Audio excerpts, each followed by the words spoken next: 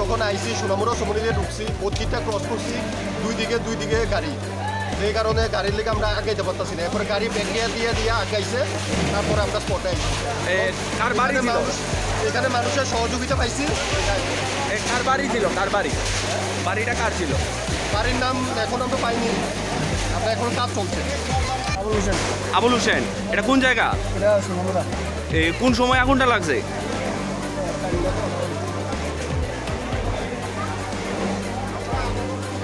কয়টা ঘর আসলো? কয়টা ঘর?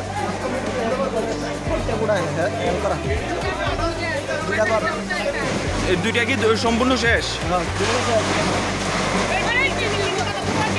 আমরা এটা খবর পাইলাম সোনামুড়া চৌমনিতে একটা আগুন লাগার খবর পেয়েছি। তো আমরা খবর পাওয়ার সঙ্গে সঙ্গে প্রথম টানাউটা পাঠালাম।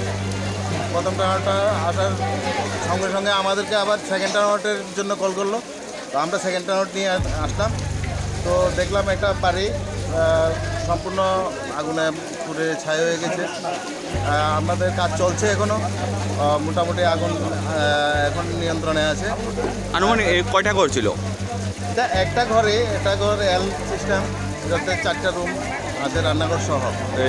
সবগুলি কি শেষ? মোটামুটি তো 60% ঘুরে দিই। 60% ঘুরে।